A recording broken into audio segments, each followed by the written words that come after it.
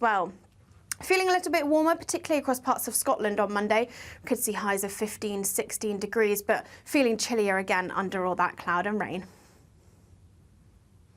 Looks like things are heating up. Boxt boilers, sponsors of weather on GB News.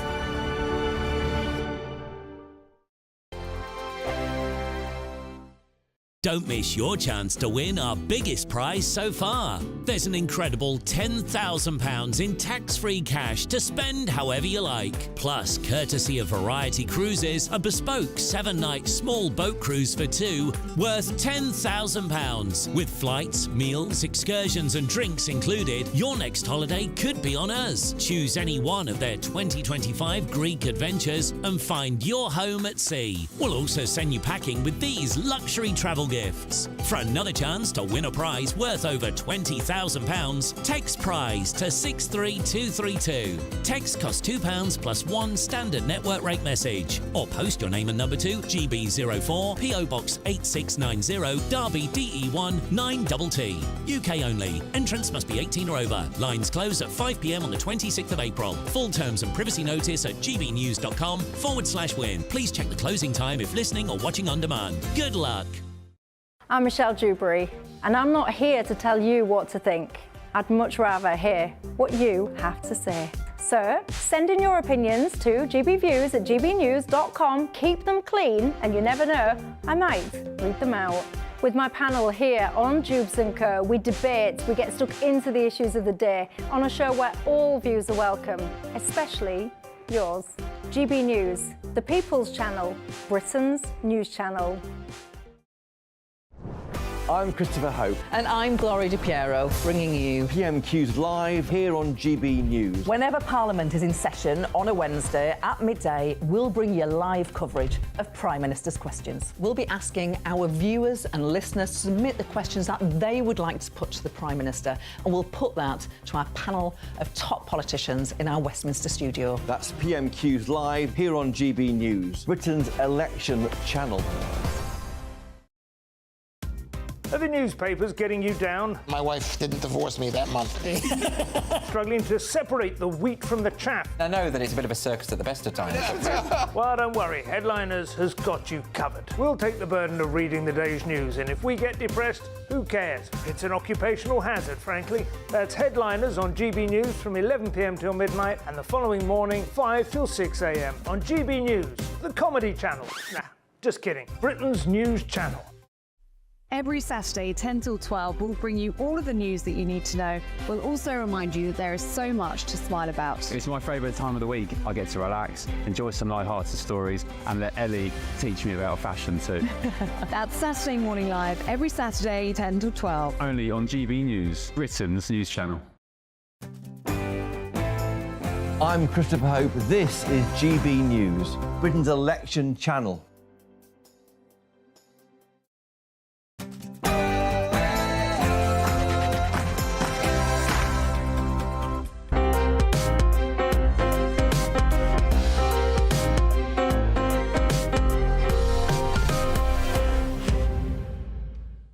Good morning and welcome to Sunday with Michael Portillo. Fair daffodils, we weep to see you haste away so soon.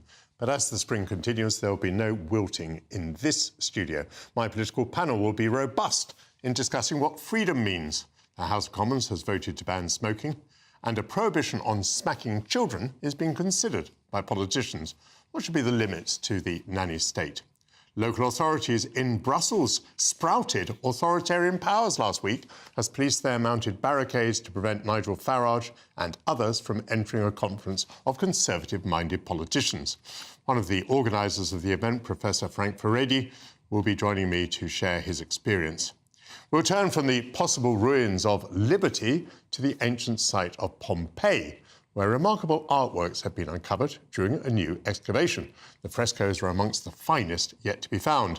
Archaeologist Mario Trabucco della Torretta will be here digging into the latest treasures that have been found. Stefan Kyriazis will, of course, be here to talk about his latest theatrical adventures, which might be summarised as Love's Labour's Lost. And before all of that, your headlines with Cameron Walker.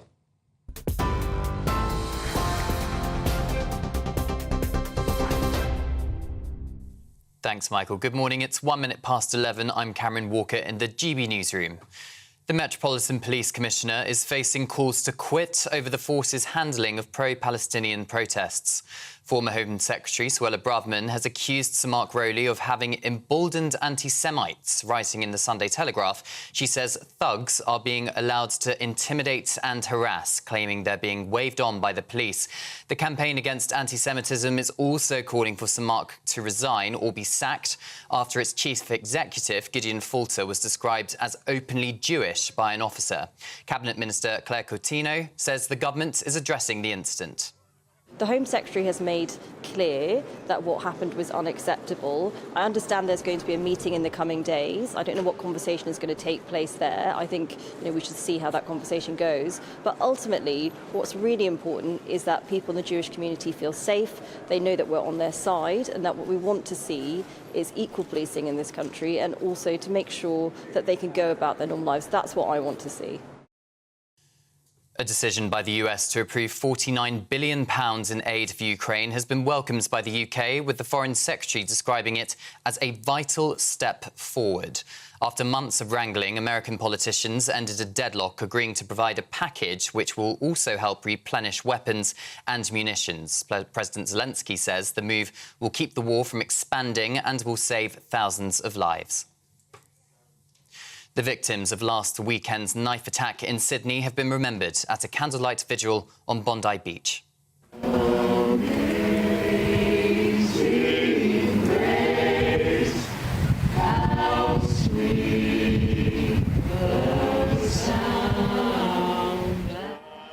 Six people were killed by Joel Cauchi in a shopping centre last Saturday. The attacker was shot dead by police. Australia's Prime Minister Anthony Albanese told the family and friends of victims that may those we have lost rest in eternal peace forever in our hearts. Wales is set to change a controversial law on new speed limits. 500,000 people signed a petition raising concerns about the 20 miles per hour zone, saying some routes should not have been included. The government says the new limits will remain in place around schools, hospitals and built-up areas, but has admitted its guidance needed to be corrected in other places. The Welsh Transport Minister is expected to announce the changes on Tuesday. A record number of people are running the London Marathon. You are about to watch live pictures, here we are, in central London, where people are lining the routes to support the 50,000 runners taking part this year. The event for the general public is underway. That got underway just after 10 o'clock this morning, so crowds are waiting for the entrance to come past. GB News' political editor, Christopher Hope, is among them in aiming to complete the 26.2-mile route with his children. We're running for Scope with the disabled charity. Our daughter Pollyanna, of course, lost a leg in that bus crash 17 years ago on Thursday next week. Very sadly, my wife Sarah's mother was killed in that crash. So it's something we've been part of our lives for so long. But we want to raise money for Scope, which advocates for disabled people. 16 million people in this country are seen as disabled. So it's a group which we think is very important. And thanks to everyone for their support. Good luck to all those marathon runners today. For the latest stories, sign up to GB News Alerts by scanning the QR code on your screen or go to gbnews.com/alerts. Now it's back to Michael.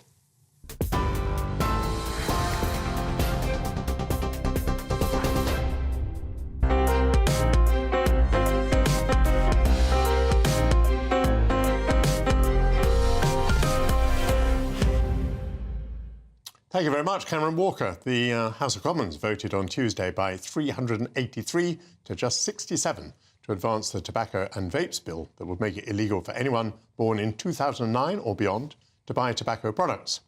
Should we be banning adults from exercising their free will, and should we be depriving some adults, younger ones, of a right that is given to others?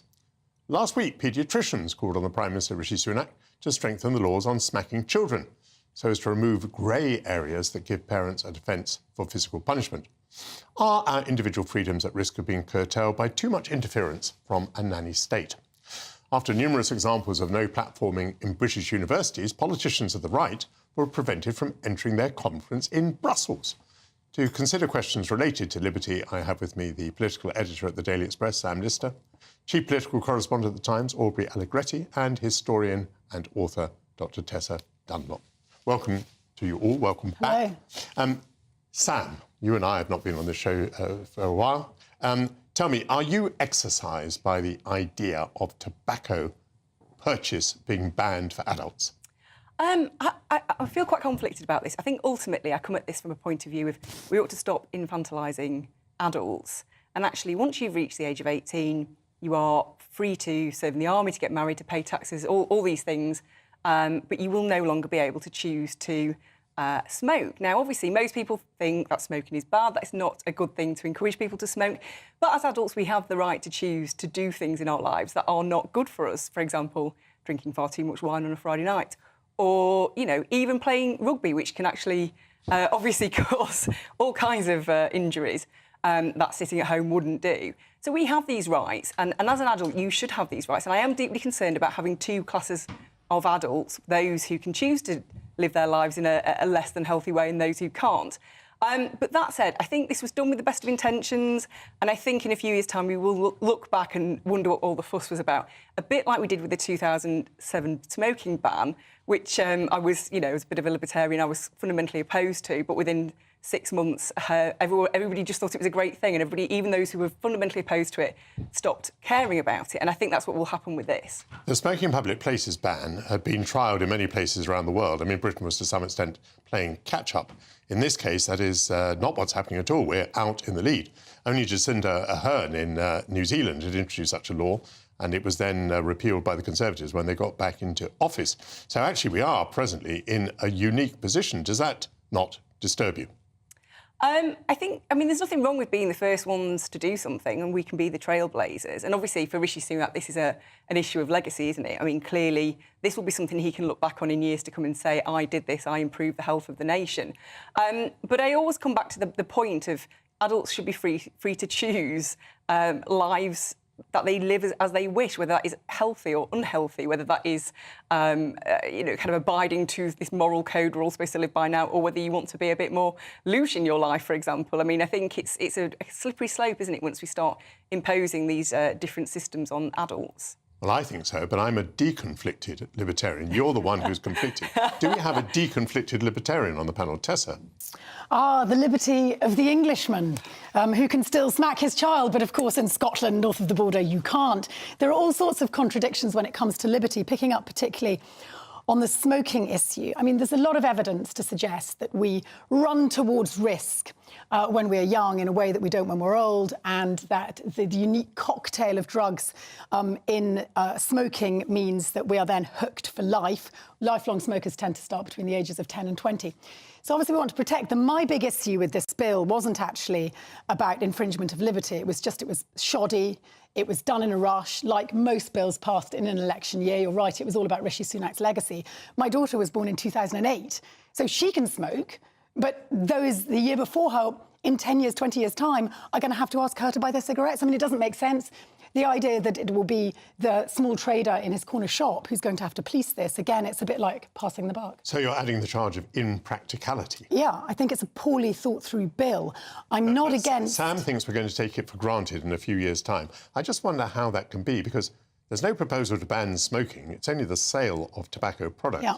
And so, as you say, I mean, for you know, in a few years' time, for a 39-year-old to buy tobacco and pass it to a 38-year-old will be perfectly legal. I mean, everyone's going to be having Botox, simply to prove that... Aubrey, a rugby player, therefore a man who engages in risk and doesn't want to be banned from taking risks. How do you feel about the tobacco sale ban? Well, I am also a smoker as well, and so I feel lucky to be able to benefit from continuing to be able to buy tobacco throughout the rest of my life.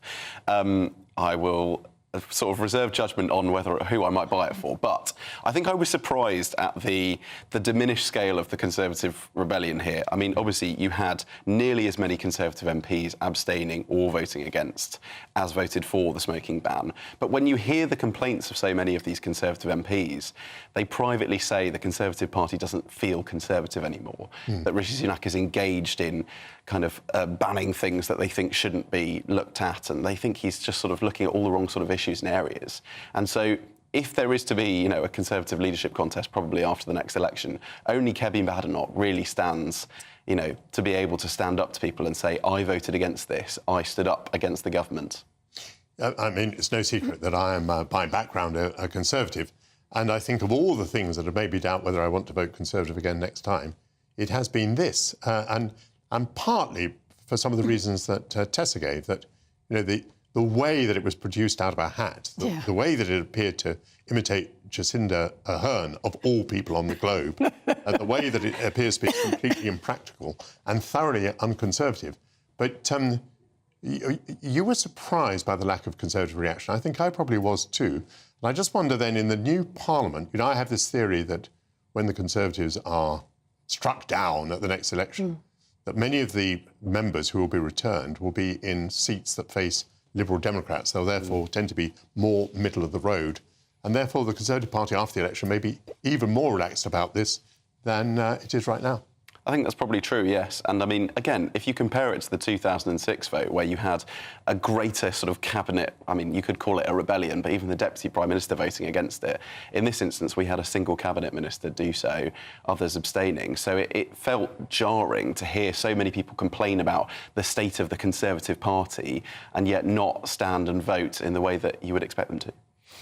Let's see whether Sam is a deconflicted libertarian on the question of whether the conference in Brussels should have been closed down by the authorities. What was your reaction to that? I mean, I just thought it, from a very practical point of view, I thought it was absolutely balmy. I mean, all you do when you do things like that is generate immense publicity for the very cause that you're trying to shut down. That is true. That is the practical effect. But what about the point of principle? I think it's incredibly dangerous. I believe in freedom of speech within the law. And as far as I'm aware, being Conservative is not against the law, although some people nowadays seem to think it is.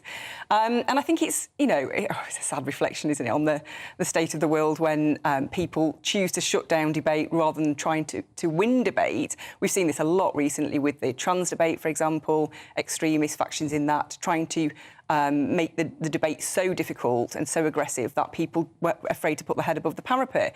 And we see this a lot nowadays. It's a really kind of pathetic way of winning the debate.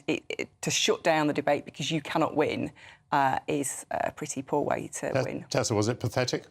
Yeah, but I think what we overlooked was that De Croo, Belgium's leader, immediately sort of rectified the situation very promptly, and I'm interested by You say rectified? Well, he overrode. Against it. Yeah, he overrode the little socialist Tim Pot mayor. I mean, we've had a few curious mayors in London.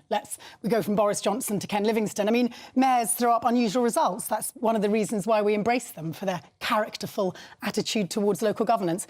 But I think it's interesting the way in which we're addressing this debate and the subjects that you've picked. You picked smacking, smoking and Brussels, partly because they're in the news this week. I would focus on a government that has just rescinded on giving our young freedom of movement, which is what the EU's offering, and they've bounced that back as an idea. That's curtailing our young's freedom. I would suggest that the Public Order Act, which the Conservative government passed, and in fact the UN's in agreement with me, it severely restricts our right to personal freedom of expression, peaceful expression and protest. The touted legislation by Cleverly saying we can't climb on war memorials. Most of them are actually designed to be sat on, I know, because I'm currently an expert in war memorials. So the list goes on. So there are huge ways in which we've curtailed freedom. It's just there's a tendency on the right to value certain freedoms over others. And I would say more generally that it's being assailed from both the left and the right, our ability to be free. But of course, when I'm free, I then potentially infringe on your freedom, whether that's smoking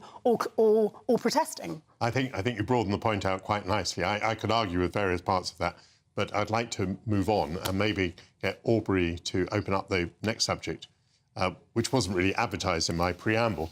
But I continue to be quite amazed by how the military situation in various places abroad, the Middle East and Ukraine in particular, Taiwan for that matter, doesn't really impact in Britain.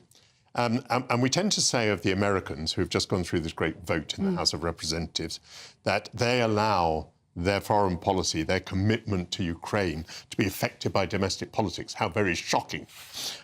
Whereas we, of course, are not saying anything very firm, either Conservatives or Labour saying anything very firm about effective defence spending, despite the fact that the security position around the world has changed so substantially. Will there ever be a wake up and smell the coffee moment? Probably, but the question is, will it be too late? And, you know, there seem to be countries which anticipate the kind of growing trends. Grant Shapps has talked about us being now in a pre-war era, but I think it's no coincidence that you hear former defence ministers, James Heappey and Ben Wallace among them, who say that the UK is kind of putting its hands over its ears and not waking up early enough to the threat of investing to deter war, because people don't understand that war is more expensive when you're in it than to spend money to stop it. And partly this is because it's not a very sort of popular subject in the opinion polls. Certainly amongst conservative-minded voters, you would expect conservative politicians to try and kind of make those kind of arguments. It chimes much better. But the Conservatives have lost their lead on defence, as they have many other things. The public, I think YouGov did a poll recently where if you asked them for 18 topics or things that you might spend money on, defence was ranked something like 10th. And that's partly because I imagine politicians aren't talking about it enough and talking about the trade-offs enough. But they have almost an ideal chance to do so. Ukraine is a really helpful springboard to be able to show people, if we don't take action early enough, this will impact you significantly in a domestic way to your day-to-day life. We have time for 2 half-minute reactions. Sam, do you have a deconflicted position on military effective spending? Well, I think you have to invest in the prospect of war to retain peace and freedom, don't you? And that is the fundamental. Nobody knows this better than you, Michael, obviously from your past. But obviously the Americans at one point were spending 6% of national income on defence. I mean, that seems absolutely astonishing in this day and age to think of a nation spending that much. But obviously that was at a time of heightened... Russia is. Yeah, but that was at a time of heightened tensions. Obviously we are heading back into that. Grant Shapps says we're in a pre-war era, and we are going to have to address this and spend more money. So one day we will wake up, Tessa. Well, the great existential crisis of our age, climate change and war, and every time politicians push them down the road. Keir Starmer actually committing to 2.5 defence spending in a way that I think is going to once again outstrip the Tories. I always find it really interesting that all recent Labour administrations have spent more on defence than Conservative ones have, and yet Conservatism stakes its identity on the pomp, the pageantry, the pride that goes. I was at the Cenotaph yesterday for the St George's Day cadet parade, a bunch of pre-18-year-olds in uniform, and yet we don't put our money where our mouth is. It's extraordinary. We could have another discussion one day as to whether we really are pushing climate change down the road. I think a lot of people paying high bills would not necessarily agree with that. But it'll have to be another day. But Chris Stark would agree with me. Yes. I'm sure you find some people to agree with you. Absolutely. Thank you to Sam Lister, Aubrey Allegretti and Tessa Dumnall. After the break, I'll return to what happened in Brussels last week when the authorities tried to shut down a conference of thinkers and politicians on the right. I was speaking to one of the event organisers, Professor Frank Furedi. You're watching Michael Portillo on GB News, Britain's news channel.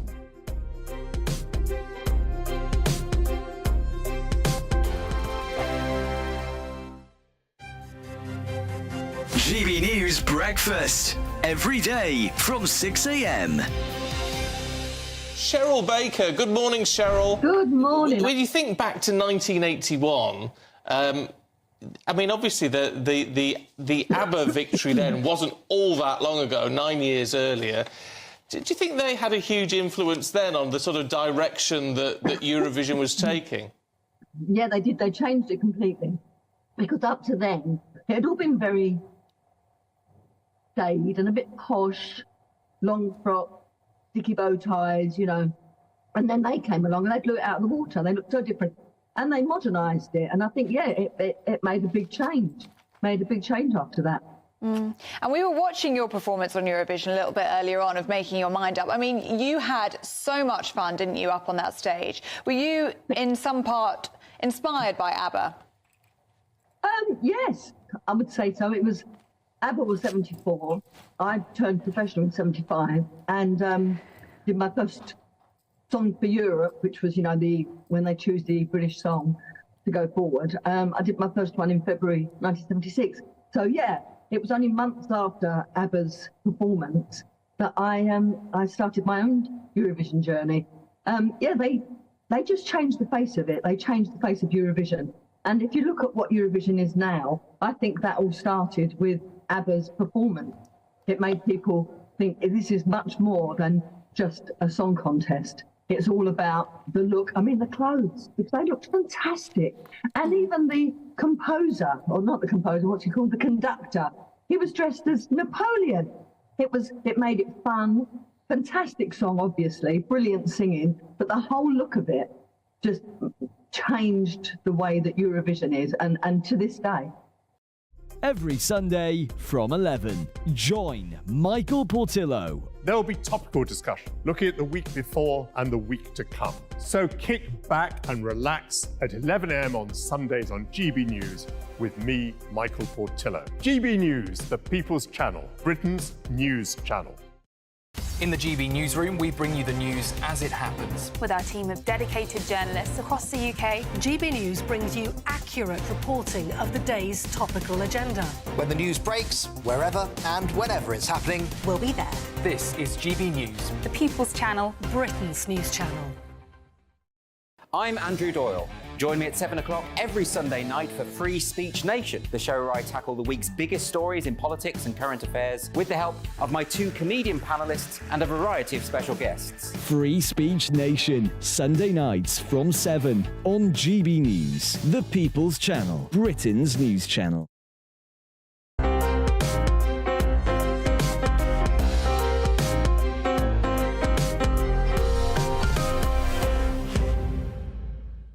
Welcome back. Brussels authorities set off a political firestorm on Tuesday by ordering the shutdown of a gathering of European politicians attending a conservatism conference in a move that sent shudders of anxiety about freedom of speech around the world. The conference had already been blighted as a group of Belgian mayors pressured two booked venues to renege on hosting the event. Keynote speakers at the National Conservatism Conference included Nigel Farage and former Home Secretary Suella Braverman, and also Hungarian Prime Minister Viktor Orban was giving an address on the second day of the event. After police had surrounded the building on the first day to prevent entry, lawyers worked overnight to win an emergency court hearing which allowed the event to proceed on the second day. Should municipal and city authorities be allowed to clamp down on the freedom of speech of their political opponents? Joining me to discuss this is one of the event's organisers, Professor Frank Furedi, the Executive Director of MCC Brussels and an Emeritus Professor of Sociology at the University of Kent. Frank, welcome to GB News. Pleasure. A little detail, but fairly quickly, if you would. As I understand it, you're wrestling with three different authorities and also three different venues. Is that correct? Yes, I think we had a really nice venue. And when I went to talk to the director, I was told that the mayor has decided that he wouldn't allow us to speak because he didn't like the views of the people who were going to be presented there. Afterwards, we got a second venue and everything was all right. And just in the evening beforehand, the same thing happened. The local mayor, this was in Etterbeek, a part of Brussels, told us that it wasn't going to happen. We basically went to the courts and the judge decided that the venue director was right and we had to move on. We finally found a third venue, and the big difference there was that the man who was the director of this venue believed in free speech, so he let us have the venue. But then the local mayor there raised the stakes, called in the police, and insisted that unless we leave straight away, everybody will be subject to some kind of criminal charge. Nevertheless, the good thing was we did manage to stay. The venue director indicated that he would back us up in this. But when we left, we were told that we couldn't come back next day because the mayor issued another order saying that this was prohibited for this conference to occur. And that's really when I went to the courts. To be honest, I was totally depressed that night when I went to bed. I thought we would lose the case. But fortunately, out of the first two judges supported the mayor, but the third judge in what is the Supreme Court of Brussels backed us up, and therefore the conference could go ahead. I should say that the reason why I think this occurred was because the Prime Minister of Belgium came out in support of the conference and said it was really beyond the pale in a democratic society not to allow the freedom of assembly. When you had all these people telling you either that you couldn't use a venue or that your conference wasn't allowed at all, what was the reason? Presumably they didn't say it was because of the views that were being expressed there, or did they? Well, the second mayor was really explicit. He actually boasted on the news that he is very proud of the fact that he does not allow people with our kind of views, whatever that meant, to be able to have a platform to speak. The other mayors basically said that they were worried about Antifa coming and creating a demonstration, and there will be a public order issue. But when I investigated this and I asked the mayors and their representatives, well, why don't you do your duty and send the police to protect the venue from the Antifa? They basically then kept quiet and said, no, that's not going to happen.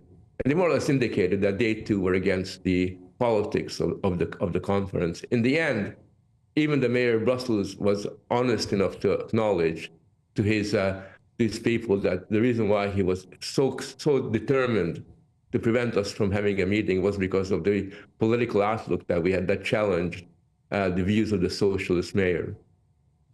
And just to remind viewers, I mean, many of the people that you had invited to come and speak were people who've been elected in their own countries. I'm thinking of people like Suella Braverman. I'm thinking of Nigel Farage, who has been a member of the European Parliament, of course, had an enormous impact on British politics.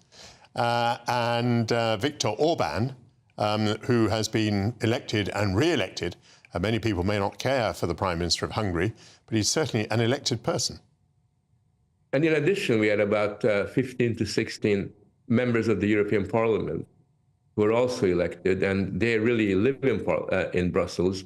And you would imagine that Brussels, being the head of the capital of the EU, would allow elected members of its own parliament to have an opportunity to voice their views. So I think what was very interesting about this is that the mayors overplayed their hands, so that because they overplayed their hands, all public opinion became entirely on our side. It was so evident, so transparent, that this was really an attempt to use the police instead of arguments to react to our conference, that it was a real direct threat, and it is still a direct threat to the freedom of assembly and to free speech.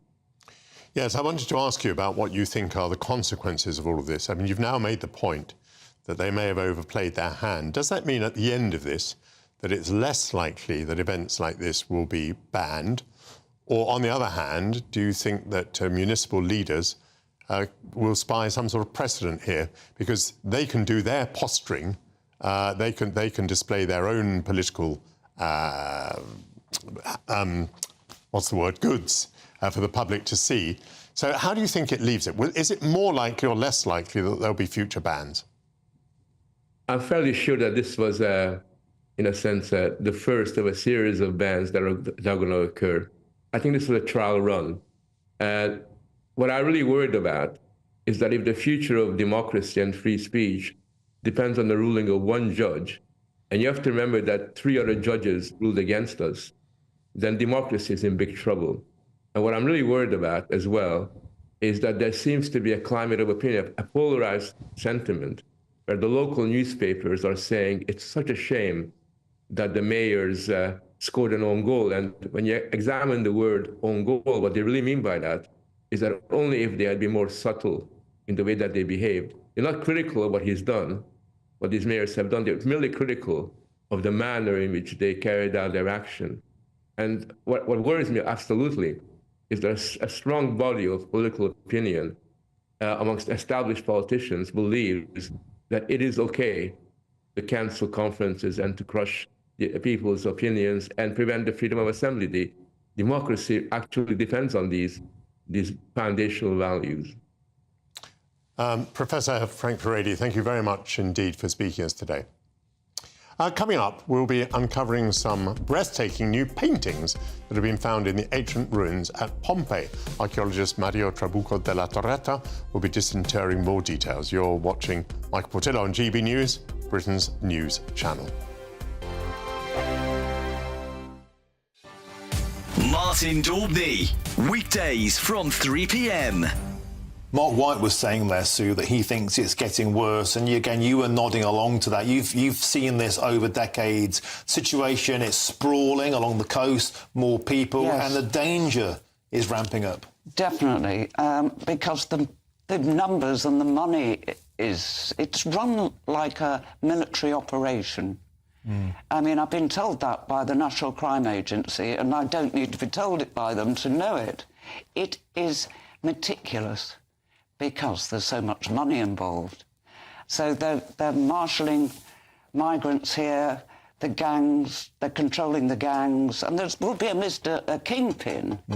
You know, in some city far away in Erbil, or even in Paris, or in Brussels, who never goes anywhere near the beaches. It's like a Ponzi scheme, really. Yeah.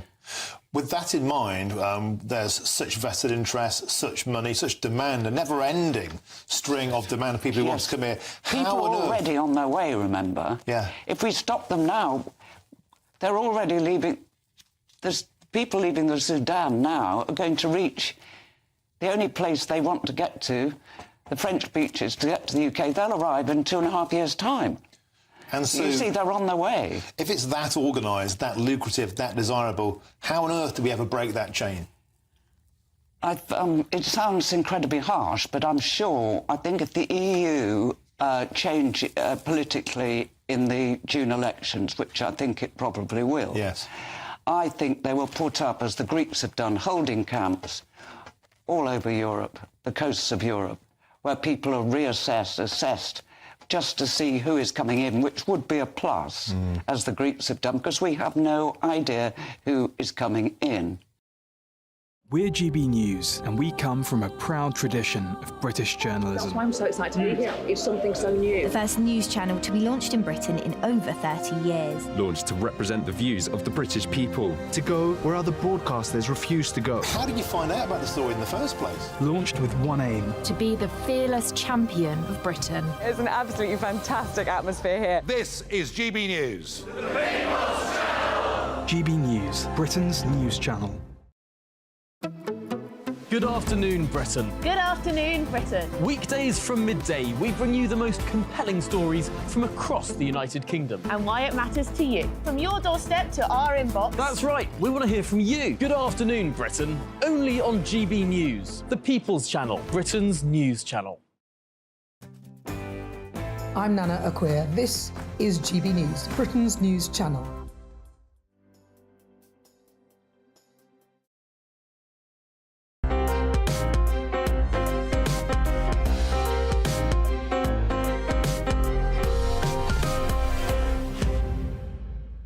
Welcome back. A banqueting room adorned with striking frescoes depicting characters inspired by the Trojan Wars has recently been unearthed amongst the ruins of Pompeii. Mythical Greek figures such as Helen of Troy are represented on the high black walls. It's described as one of the most exciting discoveries ever made at the southern Italian archaeological site. Archaeologists have been studying Pompeii for centuries. Despite its hold on the popular imagination, only about 2/3 of the ancient city has been excavated so far. Joining me now to discuss the latest breathtaking discoveries is archaeologist Mario Trabucco della Torretta. Hello, Michael. Mario, welcome. Now, to me, walking around Pompeii, I think, is one of the great experiences of my life. I was fortunate to do it first when I was quite a young man, and I've been back again and again. And it is this extraordinary experience of walking through streets which appear to be complete. Although there are no roofs on the buildings, you're passing shops and taverns and houses. You're seeing the ruts that were made by the carts in the marble of the streets. It is to have an insight into the daily life of Roman society. It is it not, an extraordinary experience? It is definitely, and I've made it myself personally as well. And it's one of those places, one of those few places on Earth where you can actually have the impression of walking inside history, as you were saying rightly. Because at the end of the day, the city was completely destroyed in 79 AD by the eruption of Mount Vesuvius, the volcan, which exploded all of a sudden and basically covered the entire city under 4 meters of volcanic ashes. This preserved the entire city in a kind of pristine state, because the only real damage that you can see is all the roofs collapsing and burying everything underneath. And now we have this amazing experience of finding, as archaeologists, for example, finding daily life objects that were obviously in their proper place. They were. We find the coins that people were using next to the corpses. We find. For example, in this particular case, we find the process of renovation of a house that has been frozen in time, just as it was happening, with the laborers basically leaving their tools behind, and all the building blocks and the tiles left exactly just as they were. And sometimes Pompeii gets described as like a time capsule, which is a horrible term, because at the end of the day, Pompeii is a city that had 600 years before 79 AD. So we actually see an awful lot of the history of Pompeii. But obviously, yes, what we get to see is the state it was in on that particular fateful day of, many say October, some say August 79 AD. Extraordinary. Now, they have continued to excavate Pompeii because, as we said a moment ago, not all of it has yet been studied. And these discoveries that have been made, particularly this banqueting hall, this seems to be something quite stunning. Yes. One word on the excavation process. Obviously, in a way, as archaeologists now, we are quite careful not to spoil, in a way, the deposit that Pompeii is right now. Because, for example, this particular excavation is part of an ongoing effort to maintain the ideological and static state of the ruins. So it's not kind of consuming the deposit for the sake of it. It's actually, we are quite careful not to do so, and excavations happen in a very limited way.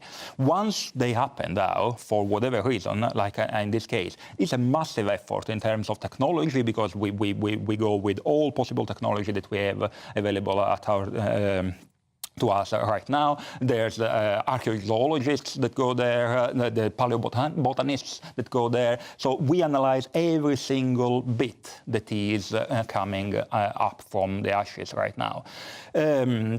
In this case, obviously, it's part of an insula, so a building block that was excavated in the late 1800s. Then it was kind of left there, and so there is part of it that has already been excavated, that's kind of on course of completion of investigation, and then part of it that is entirely new, entirely virgin, and so we can go there and actually expect a lot of new discoveries like the ones that you have been seeing. And describe what we have found. Talk to us about these frescoes, please. So right now, the most astonishing piece, the one that everybody's celebrating right now, is a dining room, basically. A dining room that has, it's fairly oblong, it has a white mosaic, and then on three sides you can see walls that are preserved almost at full height, and that are covered with a lot of intricate mural paintings, which have big rectangular panels with a black background. And on this black background, you have some central scenes. The most important ones are the ones that you were mentioning, inspired by the Trojan Wars cycle, which in a way inform us on the artistic taste and the cultural sensibility of the owner, because it was something that somebody with a fairly good degree of culture could only appreciate. We have on one side we have Apollo and Cassandra, the priestess of Apollo that basically was condemned by Apollo for not wanting to go with him, and basically. On the other side, we have Helen and Paris. Now, you can also be certain of the identity of these people, because there's even little writing in Greek. Again, another sign of fairly high degree of culture on behalf of the owner of these paintings. So Apollo trying to have his way with Cassandra. Yes. did not succeed, I think. Nope. Cassandra then became the prophetess of doom. Yes. She thought that everything was going to hell in a handcart.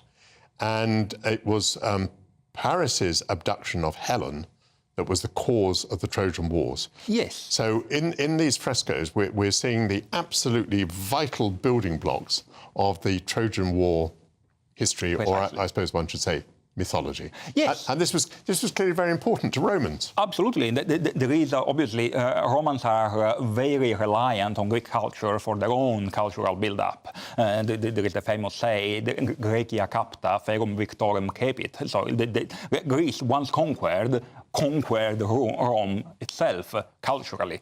And that's exactly a very apt manifestation of this phenomenon. The Roman elite was Hellenicized culturally. And in this case also, the fact that we have this representation, it's not only speaking about the Trojan War and so this kind of doom, etc., but also of a love that is sometimes not reciprocal or also condemned to doom in its own right. So it's astonishing. Also astonishing is obviously the state of preservation of these paintings, because you see them, and once they've taken away all the pumice and the ashes, what you see it's the freshness of these paintings, which obviously is a huge challenge in terms of conservation. Thank you very much indeed. Thank you, Mario, for coming into the My studio pleasure. and sharing the excitement that I think many people feel about this extraordinary discovery. Still ahead, it's time to take to the stage for our weekly catch-up with Stefan Kyriazis to hear about his latest escapades.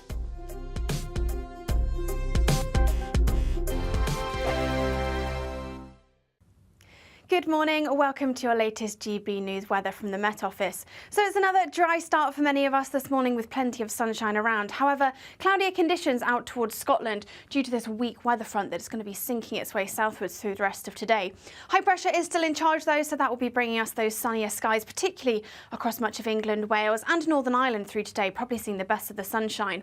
Maybe the odd one or two showers just skirting along the southeast coast of England, but it's across eastern parts of Scotland and into Northern England that we'll see the cloudier skies today, with outbreaks of rain slowly pushing their way southwards through the day. Feeling warm in that sunshine, highs of 14 or 15 degrees in the south, perhaps 16 across Northern Ireland, but definitely feeling chillier under all that cloud and rain.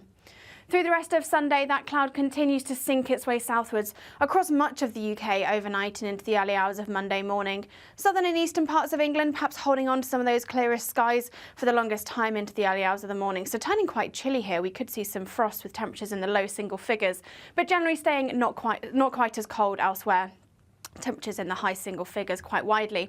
So it's a cloudy and damp start for many of us on Monday. Outbreaks of rain continue to spread their way southwards as we go through the day on Monday. Not turning particularly heavy, but definitely a greyer and more cloudy day than we've seen over the weekend. Perhaps some hazy sunshine across the very far southeast, but it's parts of Scotland that will see the best of the sunshine through the afternoon, and a bit of a chillier day as well, with highs of 14 or 15 degrees in the north.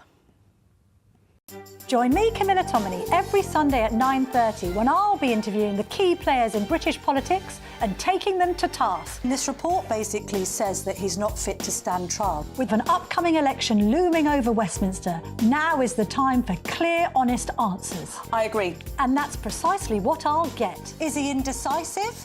Incompetent? That's the Camilla Tominey Show at 9:30 every Sunday on GB News, the People's Channel, Britain's election channel. I'm Patrick Christie's. Every weeknight from 9, I bring you 2 hours of unmissable, explosive debate and headline-grabbing interviews. What impact has that had? We got death threats and the bomb threat and so on. Our job is to do what's in the best interest of our country. You made my argument for me. My guest and I tackle the issues that really matter, with a sharp take on every story. I'm hearing it up and down the country. That was a beginning, not an end. Patrick Christie's tonight from 9 p.m. only on GB News, Britain's news channel. Are the newspapers getting you down? My wife didn't divorce me that month. Struggling to separate the wheat from the chaff? I know that it's a bit of a circus at the best of times. Well, don't worry. Headliners has got you covered. We'll take the burden of reading the day's news, and if we get depressed, who cares? It's an occupational hazard, frankly. That's Headliners on GB News from 11 p.m. till midnight, and the following morning, 5 till 6 a.m. on GB News, the comedy channel. Nah, just kidding. Britain's news channel.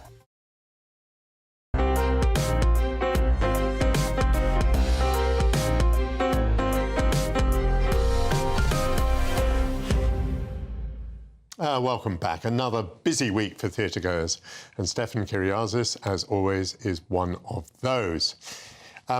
Lovely to see you again. Thank you. Love's Labour's Lost. Oh, yes. Now, this is the openings of the new season at the Royal Shakespeare Company up in Stratford. New leadership, new energy, lots of promotions of 25,000 tickets at £25. And there's been a bit of debate about the opening show, because this is quite a light, fun show. We've got a little bit of a clip here to show everybody, just to get a little sense of what it's like.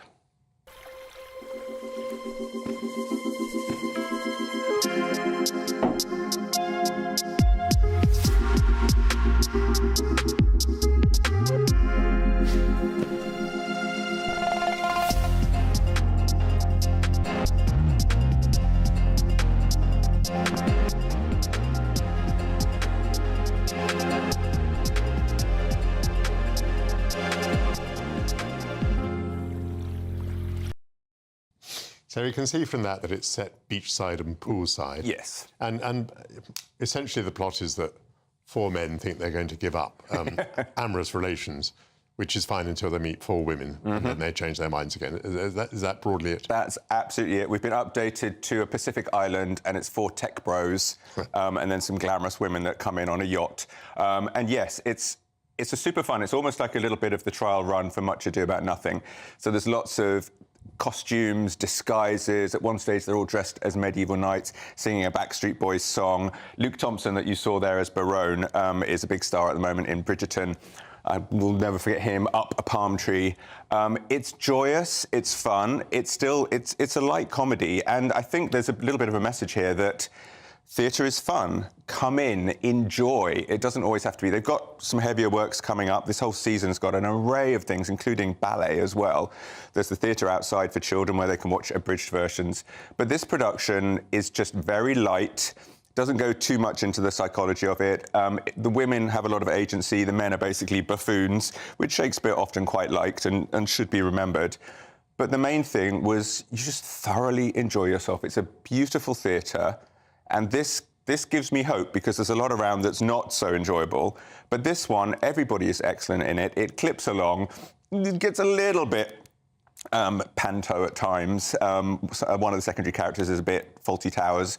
And what about the verse? Is the Shakespeare well delivered? It's beautifully done, and Luke Thompson is really impressing. And there was one line, "Light seeking light doth light of light beguile," which is one of his lines, and it really struck me. And it's just in the middle, always in the middle of all of Shakespeare's silliness. There's a line that is beautiful, so exquisitely constructed, but also you have to think about it a little bit, and all about, don't look too hard at one thing and you'll miss everything else. But this is in Stratford-upon-Avon? This is up in Stratford, in the main Royal Shakespeare Theatre itself, and that's on until May the 18th. But the joy there is there's lots of different theatres, so if you've spent a few days there, you can catch 2 or 3 different shows at different times. So thoroughly, thoroughly recommended fun, and I'm really excited to see what the rest of the season brings from these guys. And then... What's your number 2? Moving on to something that is absolutely not fun, based on a 1928 execution of a murderess that hit worldwide news, the picture of her in the electric chair. In the United States, therefore. In New York, absolutely. But this one, again, we've got, and you're going to see from the clip, very, very different. Mrs. George H. Jones. Let me hold your pretty little hands. George H. Jones, fat hands, flabby hands. Don't touch me, please. Fat hands are never weary. Oh, don't touch me, please. No, can't, must. Subway, air, pressing bodies, trembling, air. Stop, air, late, job, no job, fired, late. Alarm clock, hurry, job. Ma, nag, nag, nag, ma. Rest, no rest. Earn, gotta earn. Marry, earn, no, yes, earn. All girls, most girls, ma, pa, ma. All women, most women. I can't, must, maybe, must. Somebody, something, ma, pa, ma. Can I, ma? Tell me, ma. Something, somebody. Getting into the mind of the murderess. Yes, but even back in 1928, there was a pushback against the show when it was announced. It was regarded as too salacious, distasteful. And then when the reviews came out, everybody, the playwright is Sophie Treadwell, who was a journalist and then became a playwright, and she had been part of the murder case. But everybody then agreed that it handles it in a very delicate, respectful way. It's not about the murder. This is about a woman that, as we can see, she's having a bit of a breakdown. Now, today we're all about mental health, but this was very much a very normal, regular, low sort of income woman who felt completely trapped, didn't enjoy her job, hectored by her mother, and then almost weaned out of the herd by a very sleazy boss who loved her delicate hands, and she couldn't bear to be touched by him, but she married him because she felt she had no options. But this is all part, it's the Expressionism movement, which came across from Germany in the 1920s. Yeah. So as you can see, it's a hard watch. It's all about exaggerated theatrical forms, about distorted movement. And all of this, which you can see from all the pictures, the stage is like this 2 yellow walls, and they pretty much form a corner. So the whole time, everything feels very hemmed in. She's trapped. You have all these beautiful projections and shadows and lights. Forget big screens at the moment. The lighting, the shadows, the repetitive sounds, it's almost like dance in places.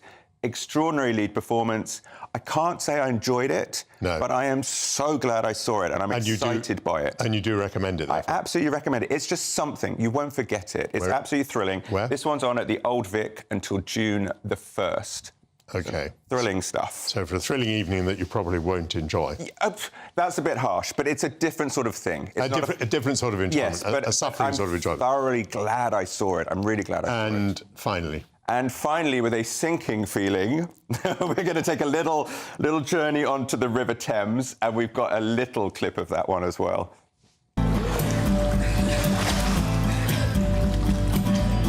This is the story of a river.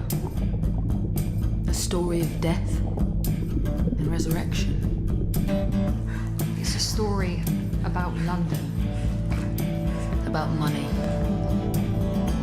about love.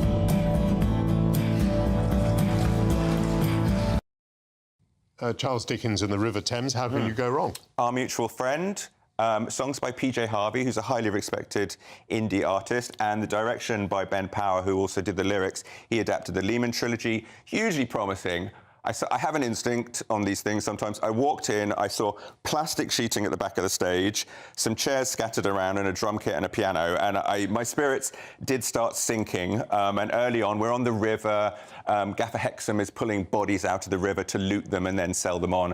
But they come on with a long plank of wood, and him and his daughter and another person, and they're kind of doing this on the river. And this is over 3 hours, and that was about 10 minutes in. At 10 minutes in, I was like, this is not going to work for me. What about the music? The music is painful dirges. I've only seen one good response to it. The music wasn't necessary, didn't move anything on. They've picked people that aren't singers. It feels like it's doing everything not to be a musical, but it also forgot to be a show. And it just leaves these little stranded scenes that are a bit amdram. And there's no engagement. It's torturous and really disappointing. And there's some good little performances in there. There really are. But it did not work for me. And it's a shock. The National Theatre, which has never failed me, even when I haven't enjoyed a show, I've respected it. This time, I'm sorry. Dead in the water, Michael. Sinking without a trace. Sorry. Well, drowned out by howls of disappointment.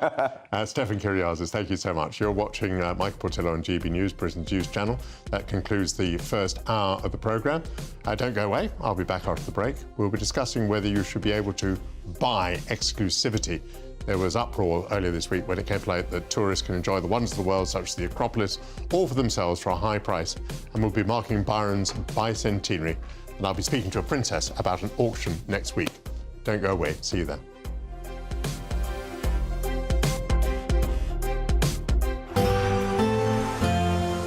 A brighter outlook with Boxt Solar, sponsors of weather on GB News.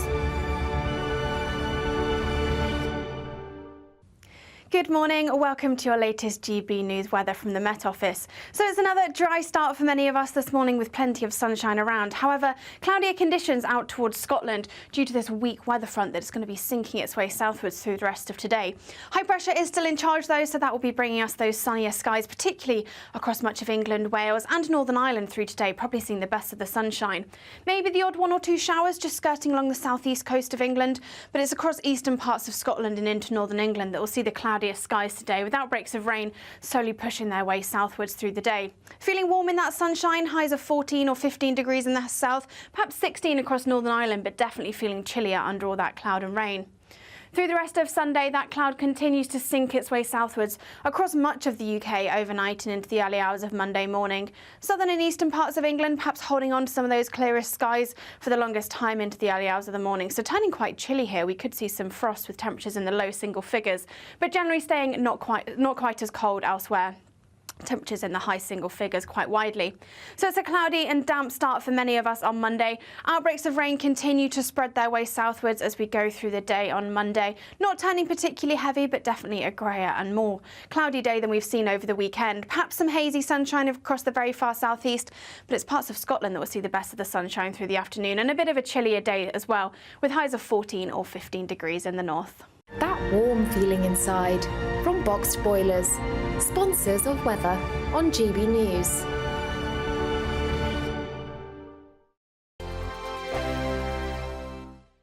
With thanks to Variety Cruises, a family company sailing since 1942, you have the chance to win a £10,000 7-night small boat cruise for two. With flights, meals, excursions and drinks included, you'll be able to choose from any one of their 2025 Greek adventures and explore Greece like never before. Plus, you'll also win £10,000 in tax-free cash to make your summer sizzle. And we'll pack you off with these luxury travel gifts. For another chance to win a prize worth over £20,000, text prize to 63232. Text costs £2 plus one standard network rate message. Or post your name and number to GB04 PO Box 8690 Derby DE1 9TT. UK only. Entrance must be 18 or over. Lines close at 5 p.m. on the 26th of April. Full terms and privacy notice at gbnews.com/win. Please check the closing time if listening or watching on demand. Good luck. Are the newspapers getting you down? My wife didn't divorce me that month. Struggling to separate the wheat from the chaff? I know that it's a bit of a circus at the best of times. Well, don't worry, Headliners has got you covered. We'll take the burden of reading the day's news, and if we get depressed, who cares? It's an occupational hazard, frankly. That's Headliners on GB News from 11 p.m. till midnight, and the following morning, 5 till 6 a.m. on GB News, the comedy channel. Nah, just kidding. Britain's news channel. Good afternoon, Britain. Good afternoon, Britain. Weekdays from midday, we bring you the most compelling stories from across the United Kingdom. And why it matters to you. From your doorstep to our inbox. That's right, we want to hear from you. Good afternoon, Britain. Only on GB News, the People's Channel, Britain's news channel. Your weekend starts here with Friday Night Live with me, Mark Dolan, 8 till 9 on GB News. Big stories, big guests and big laughs as we get you ready for a cracking weekend. That's Friday Night Live with Mark Dolan. Fridays 8 till 9 on GB News. Bring your own drinks. The admission's free. Every Saturday, 10 till 12, we'll bring you all of the news that you need to know. We'll also remind you that there is so much to smile about. It's my favourite time of the week. I get to relax, enjoy some light-hearted stories, and let Ellie teach me about fashion too. That's Saturday Morning Live, every Saturday, 10 till 12. Only on GB News, Britain's news channel. Join me, Neil Oliver, every Sunday night at 6 p.m. on GB News. And if an hour is not nearly enough for you, go to gbnews.com for special extended episodes online every Friday at 9 p.m, where we can truly get into the nitty-gritty of what's going on. GB News, Britain's news channel. I'm Stephen Dixon, and thanks for joining us on GB News, Britain's news channel.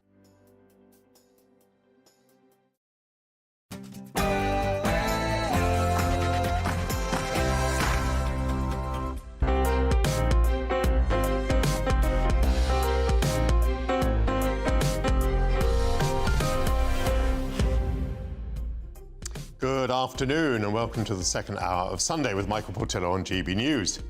The world's greatest attractions can be yours to enjoy in private, from the 7 wonders of the world to Michelangelo's painted ceiling in the Sistine Chapel in the Vatican, if you're willing to pay enough. But should we be allowed to buy exclusivity? Is it the same issue as asking, should we be able to buy private healthcare or education? Stella Stanstikidou and Ryan Mark Parsons will be here to discuss that with me. In the past days, we've marked the bicentenary of the poet, rake and freedom fighter Lord Byron. The compelling new biography examines his life through his thousands of letters to friends, confidants and lovers. I'll be speaking to the author, Professor Andrew Stauffer. I'll be joined by Princess Dora Lerbenstein as she prepares to sell the eclectic art collection of her late ex-husband, Count Manfredi della Gherardesca, who was a celebrated Italian interior designer, collector, art dealer and curator. She'll be highlighting some of the interesting pieces that will be on display at the auction next Wednesday. And finally, as part of my Taste of Britain series, I'll be speaking to food editor of the Jewish Chronicle, Victoria Prever, who will be sharing with us some of the Passover traditions and food that Jews around the world will be enjoying during their Festival of Freedom this coming week. All of that ahead, but first your news headlines with Cameron Walker.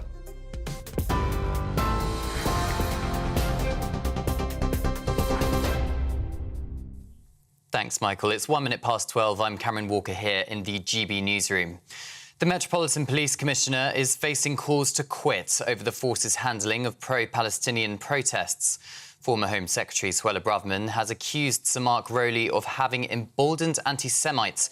Writing in the Sunday Telegraph, she says thugs are being allowed to intimidate and harass, claiming they're being waved on by police. The campaign against anti-Semitism is also calling for Sir Mark to resign or be sacked after its chief executive, Gideon Falter, was described as openly Jewish by an officer. Cabinet Minister Claire Coutinho says the government is addressing the incident. The Home Secretary has made clear that what happened was unacceptable. I understand there's going to be a meeting in the coming days. I don't know what conversation is going to take place there. I think we should see how that conversation goes. But ultimately, what's really important is that people in the Jewish community feel safe. They know that we're on their side and that what we want to see is equal policing in this country and also to make sure that they can go about their normal lives. That's what I want to see. A decision by the US to approve £49 billion in aid for Ukraine has been welcomed by the UK, with the Foreign Secretary describing it as a vital step forward. After months of wrangling, American politicians ended a deadlock, agreeing to provide a package which will also help replenish weapons and munitions. President Zelensky says the move will keep the war from expanding and will save thousands of lives. 20 million people were plagued by the antisocial behaviour and vandalism last year, according to new figures. Shadow Home Secretary Yvette Cooper's pledging that a Labour government would get tough to restore community safety. However, former police officer Oliver Lawrence believes more policy is not the answer. More legislation, more policy, more procedure isn't going to fix it. I would argue that we've got more than enough with more than 32 pieces of legislation already out there. What we need is proper enforcement and proper execution of the legislation by our justice system to make sure that we have penalties for people that commit these crimes in our communities. The victims of last weekend's knife attack in Sydney have been remembered at a candlelight vigil on Bondi Beach. Amazing grace, how sweet the sound. 6 people were killed by Joel Cauchi in a shopping centre last Saturday. The attacker was shot dead by police. Australia's Prime Minister, Anthony Albanese, told the family and friends of victims that may those we have lost rest in eternal peace, forever in our hearts. Wales is set to change a controversial law on new speed limits. 500,000 people signed a petition raising concerns about the 20 miles per hour zones, saying some routes should not have been included. The government says the new limit will remain in place around schools, hospitals and built-up areas, but has admitted its guidance needs to be corrected in other places. The Welsh Transport Minister is expected to announce the changes on Tuesday. A record number of people are running the London Marathon as we speak. These are, in a moment, live pictures from central London. There we go, where people are lining the route to support the 50,000 runners taking part. In the last half an hour or so, Olympic champion Perez Jepchirchir set a new world record for the professional women's race, winning in 2 hours, 16 minutes and 16 seconds. GB News' political editor Christopher Hope is among the general public taking part, aiming to complete the 26.2-mile route with his children. We're running for Scope with the disabled charity. Our daughter Pollyanna, of course, lost a leg in that bus crash 17 years ago on Thursday next week. Very sadly, my wife Sarah's mother was killed in that crash. So it's something we've been part of our lives for so long. But we want to raise money for Scope, which advocates for disabled people. 16 million people in this country are seen as disabled. So it's a group which we think is very important. And thanks to everyone for their support. Good luck to all those marathon runners today. For the latest stories, sign up to GB News Alerts by scanning the QR code on your screen or go to gbnews.com/alerts. Now it's back to Michael.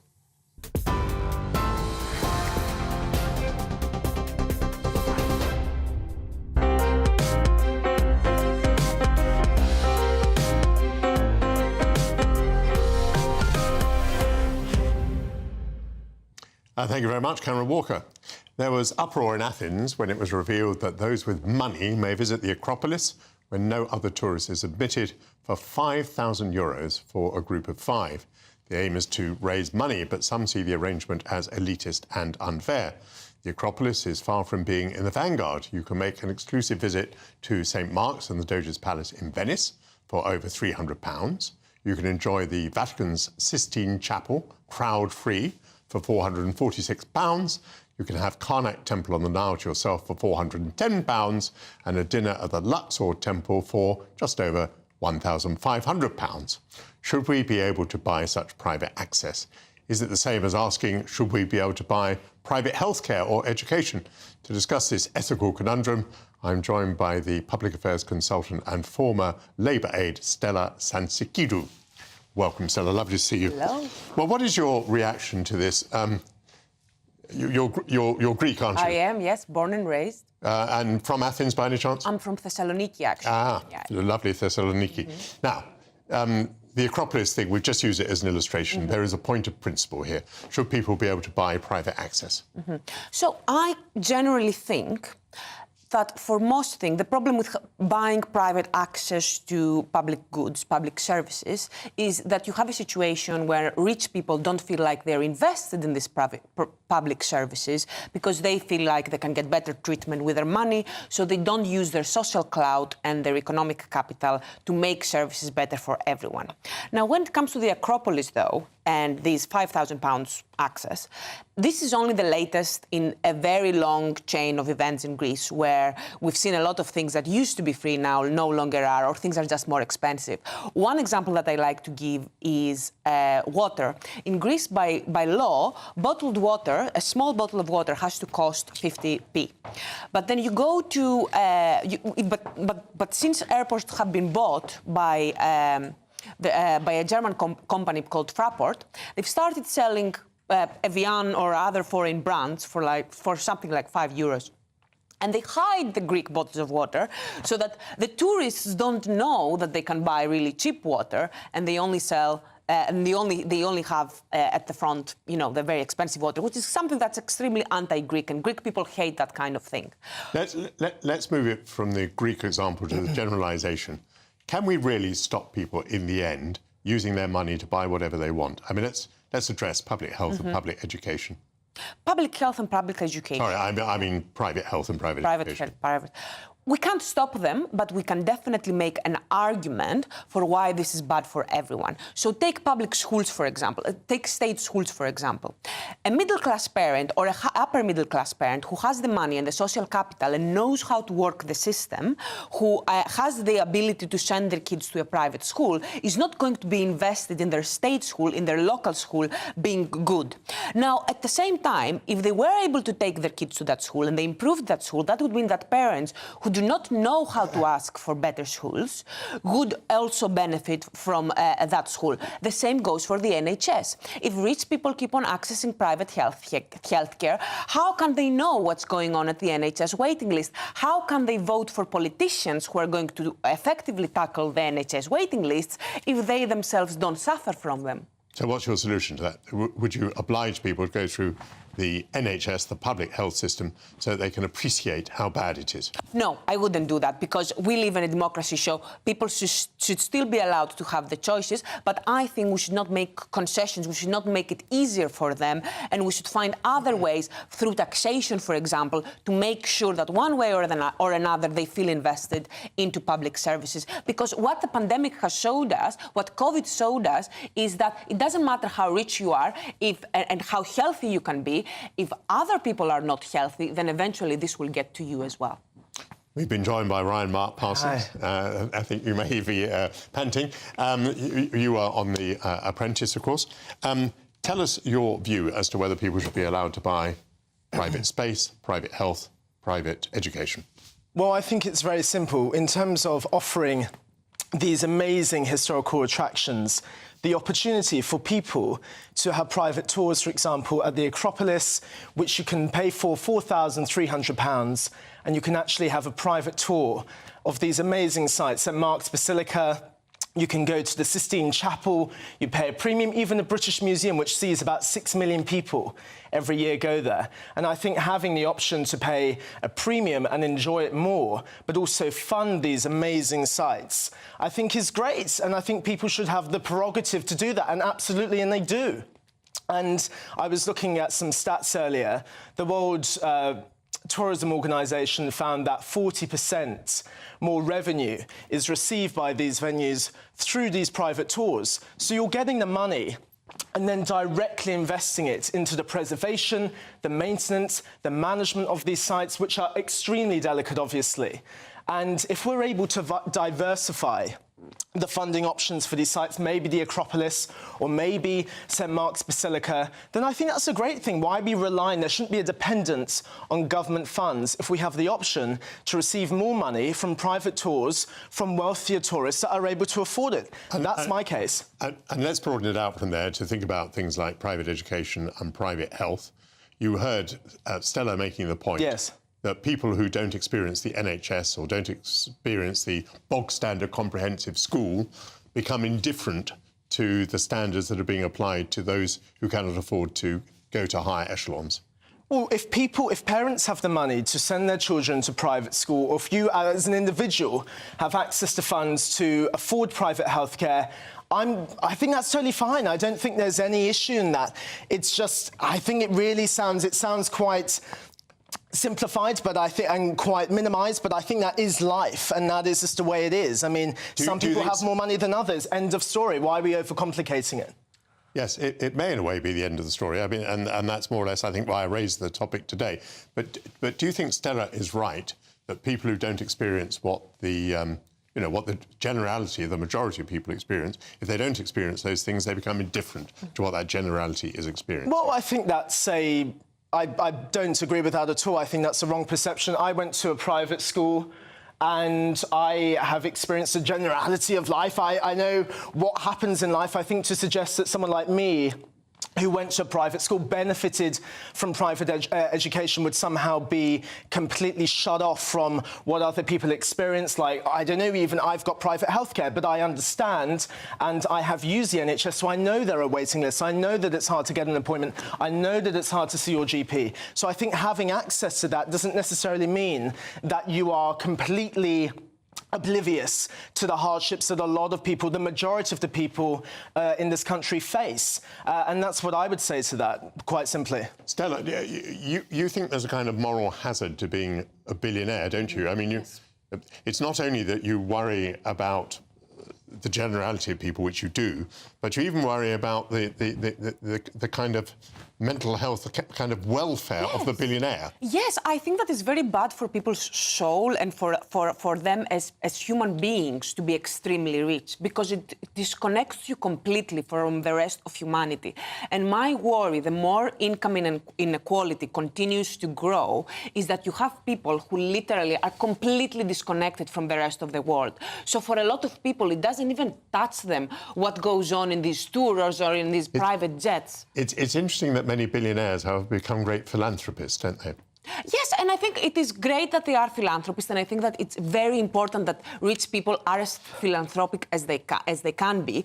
And it is actually to our great shame that a lot of millionaires in the UK no longer, the top 1% no longer gives to charity as much as they used to. I think that's a great shame. But I do think there is something about being able to live a life close to the rest of people. I think it's bad for your character as a human being because you start believing that you are better than others, that you are somehow different. Poor people lose their humanity when you have completely sheltered yourself from them. Let me put that point to Ryan. Do you think that it could be bad for the character of the very rich person? And do you think that the very rich person does have an obligation, for example, through philanthropy? Yes, I would say there's an obligation to give back to the community, and whether they do that through sending money to charities, working with charities, promoting awareness to certain causes, I would say there's a moral obligation, but I really don't see where you're getting at with this. I don't understand the solution. There will be people with more money, and I think if you've worked hard and you have access to more money, you should enjoy the luxuries that come with it. You should be able to see the Acropolis privately if you want to. You should be able to get private healthcare. You should be able to send your children to private school. What is the issue? Why do we are complaining about something Why absolutely does anyone ridiculous. need to be a billionaire? Why? Of course. Work hard. Make the money. One of the interesting things about ethical discussions is they don't necessarily have solutions, but they're very interesting in themselves. Stella Sansikidou and Ryan Mark Parsons, thank you both very much. After the break, I was speaking to Professor Andrew Stauffer about his new biography on Lord Byron, one of the most celebrated romantic poets, coinciding with the recent 200th anniversary of Byron's death.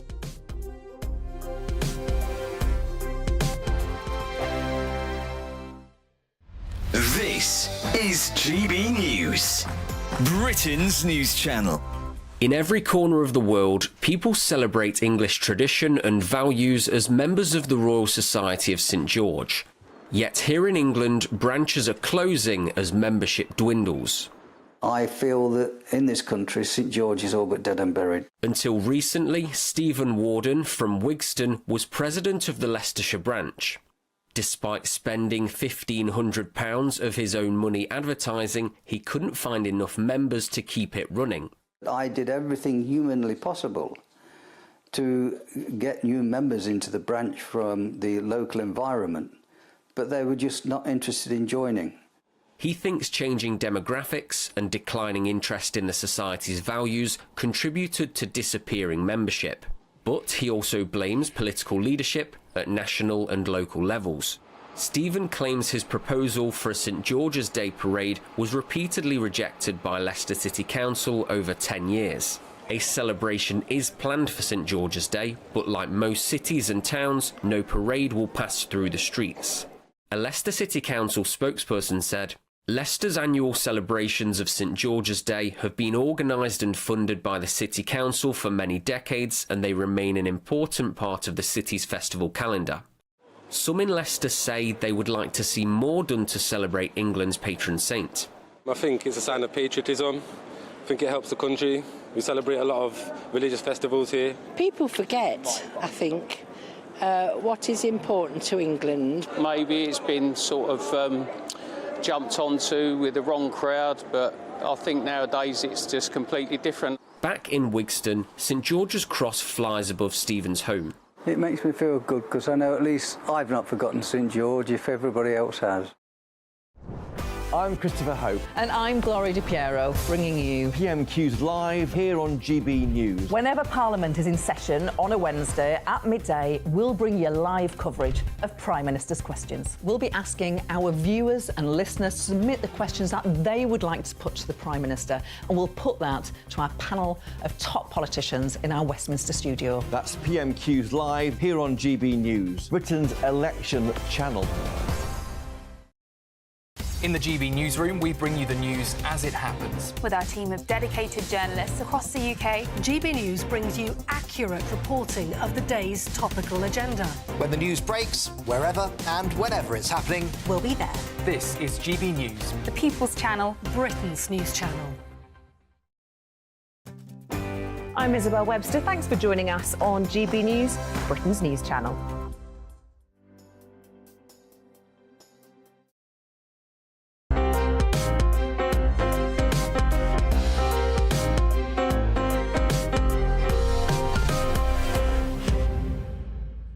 Welcome back. In the past few days, we've marked the bicentenary of Lord Byron's death. George Gordon Byron is widely regarded as one of the greatest of English poets, a man who was also famously described by his lover, Lady Caroline Lamb, as mad, bad and dangerous to know. A new book, which we discussed a few weeks back, Byron, A Life in 10 Letters, charts 10 distinct stages of the poet's life through a selection of his voluminous correspondence. As we've now reached the bicentenary, I'm very pleased to be rejoined by the author Andrew Stauffer, who's professor at the University of Virginia and president of the Byron Society of America. Welcome back to GB News. Great this pleasure. time you're here in person, which is absolutely marvellous. It's wonderful. The last time you were on the programme, we discussed a document, an autobiographical document, which had been prepared by Byron, which was destroyed by his former editor, I think. A number of people had read it, and the consensus was that it was too scandalous to be allowed to live on, and it was destroyed. We don't know exactly what was in it, but I'd like you to speculate. And there's been a recent discovery which might throw some light upon it. Is that right? That's right. Yes, Byron's memoir is sort of one of those lost grails of literary history that Byron's owned 78 full pages of his memoir that was burned, as you said, by friends and advisors after Byron's death, after they decided it was just too scandalous to be published or even for posterity. They made that decision for us, that even we shouldn't read it. And some people did read it, though, before it was destroyed, and people left slight memories of some of the bits that they remembered. So certain anecdotes we have about his relationship with his wife, for example, come from that memories. And just recently, just this week, a letter at Trinity has surfaced. A woman remembered reading part of the memoir and being shocked at how cold Byron was to his wife and how sort of cruel he was in his rhetoric about her. On the other hand, what's interesting about this new letter, to me, is how impressed she is with Byron's style, even as she says he's perverted or evil or wicked. He's like, but the prose is so strong. It's witty, it's urbane, it's clear. And she sort of laments that he was such a great writer, even as he could manage to be so sort of seemingly cold about Lady Byron. I found that very interesting too, because one imagines people in the early part of the 19th century being pretty sort of stiff, tight-laced, stiff-shirted.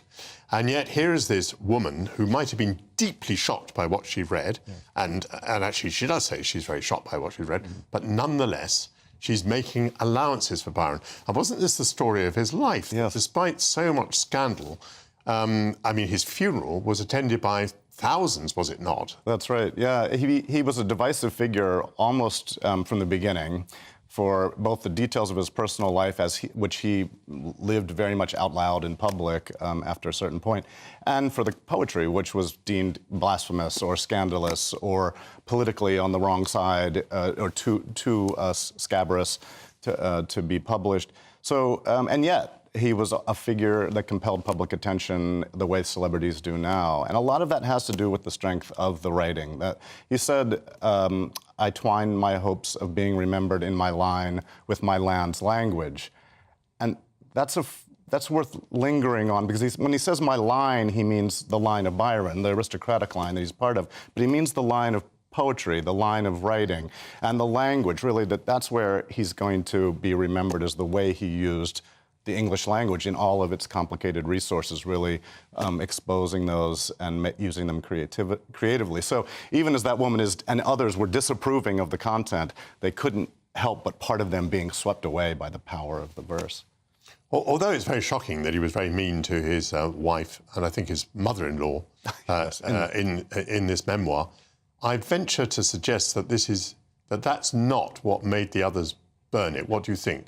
Yeah, it's a good question. I mean, first off, the memoir wasn't written at the end of his life. It was written almost sort of halfway through. It was soon after the separation from Lady Byron. So one might expect that such a document would have fairly severe things to say about the relationship that has just broken up, right? So that in a certain way, I think that tone, that angry tone that she caught in the memoir is catching Byron at a moment where the relationship has recently ended. He's feeling betrayed or hurt.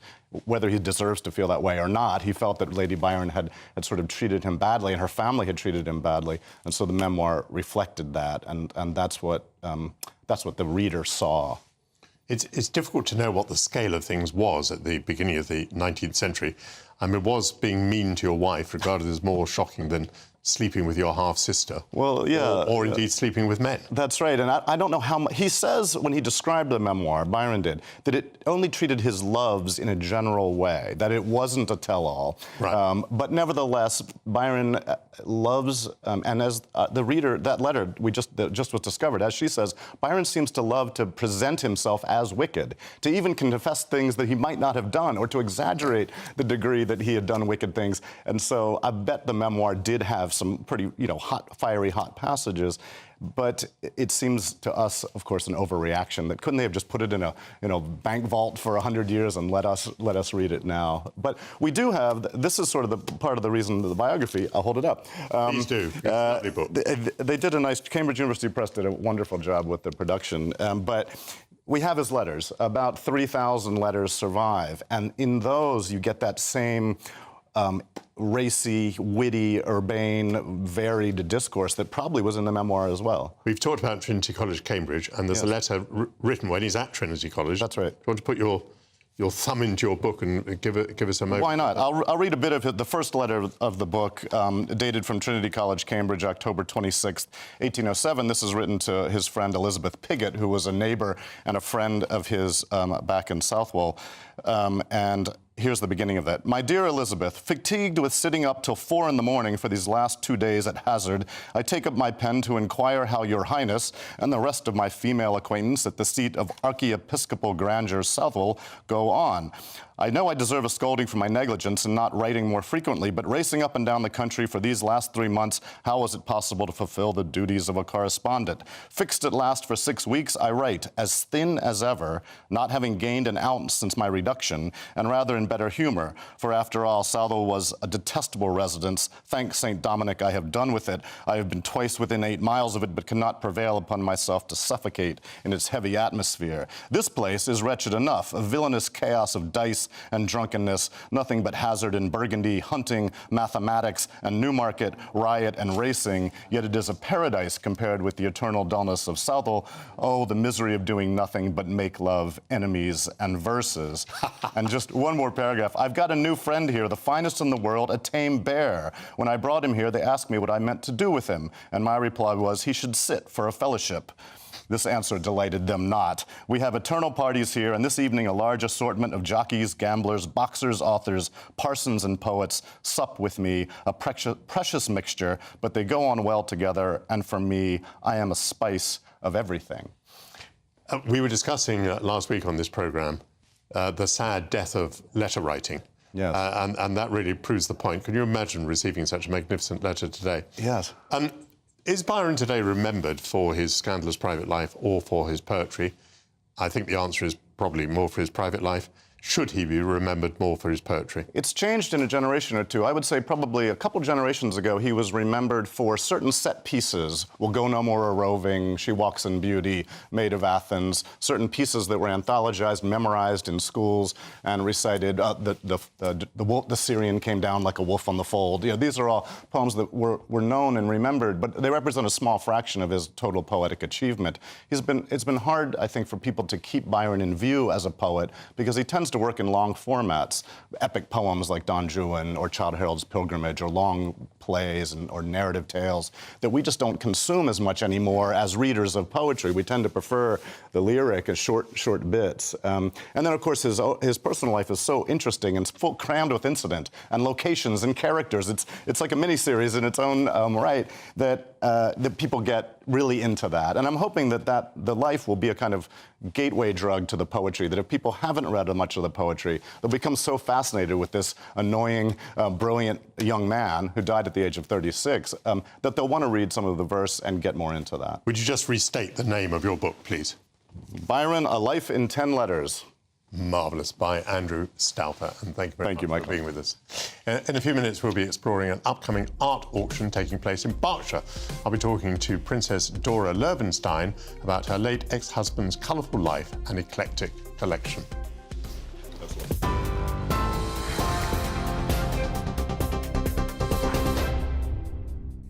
Good afternoon. It's 12:30. I'm Cameron Walker here in the GB newsroom. Metropolitan Police Commissioner Sir Mark Rowley is facing calls to quit over the force's handling of pro-Palestinian protests. Writing in The Telegraph, former Home Secretary Suella Braverman accused him of having emboldened anti-Semites. The campaign against anti-Semitism is also calling for Sir Mark to resign or be sacked after its chief executive, Gideon Falter, was described as openly Jewish by an officer. A decision by the US to approve £49 billion in aid for Ukraine has been welcomed by the UK, with the Foreign Secretary describing it as a vital step forward. After months of wrangling, American politicians ended a deadlock, agreeing to provide a package which will also help replenish weapons and munitions. President Zelensky says the move will keep the war from expanding and will save thousands of lives. Wales is set to change its controversial law on the new 20 miles per hour speed limits after 500,000 people signed a petition raising concerns. The government says the new limits will remain in place around schools, hospitals and built-up areas, but has admitted its guidance needs to be corrected in other places. The Welsh Transport Minister is expected to announce the changes on Tuesday. In the last hour, Olympic champion Perez Jepchirchir set a new world record for the London Marathon in the women's-only category. The Kenyan finished the race in 2 hours, 16 minutes and 16 seconds. In another record, 50,000 people are taking part in this year's event. These are live pictures from central London you're seeing, where supporters are lining the route to cheer the runners on. The general public, many dressed in costumes, started running just after 10 o'clock this morning, raising millions of pounds for charities. For the latest stories, sign up to GB News Alerts by scanning the QR code on your screen or go to gbnews.com/alerts. Michael will be back after this short break.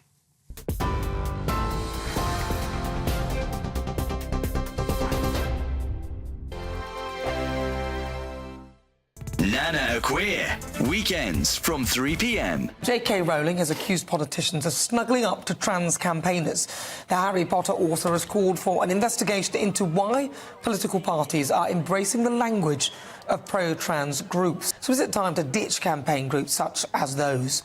Well, welcome again to my clashers, former Labour Party advisor Matthew Laza, and also businessman and activist Adam Brooks. I think the Cass report is really welcome. I think there's been a huge amount of agreement, including from some trans rights campaigners, that there's an awful lot of good in the Cass report. I think that I'm more concerned about mermaids, which is currently under a Charity Commission investigation, and some of the reports, if they're to be believed, like sending out chest binders, are more alarming. I think on Stonewall, which has done such great work over the past 30 years on LGBT rights. It said 2-year-olds could be trans. Now, that is one of the most horrifying things I read today. Actually, J.K. Rowling tweeted that out there. To say that a 2-year-old can think that they can be another gender when my 4-year-old still thinks she's Elsa on some days. You know, there's no common sense, and to me it's very badly phrased, Adam, I agree. It's very sinister that these people actually believe that these kids want to change gender, and unfortunately out there are parents that almost see a trans kid as a fashion accessory now, and I think this whole agenda has pushed on people that this is normal to change gender, and we have to push back. And as I said earlier, to be trans is not normal. Well, I don't agree with that phrasing. I think it's extreme. It's a big step, Adam, but there are clearly people throughout history who have been But it's trans. not normal behaviour, is it? I think as far as children are concerned, children need to be given the space to explore the world, and that can include experimenting with, breaking previous gender stereotypes. That doesn't mean that people should be sort of labelled at the age of 2, which I completely disagree with. 2024, a battleground year. The year the nation decides. As the parties gear up their campaigns for the next general election. Who will be left standing when the British people make one of the biggest decisions of their lives? Who will rise? And who will fall? Let's find out together. For every moment, the highs, the lows, the twists and turns. We'll be with you for every step of this journey. In 2024, GB News is Britain's election channel.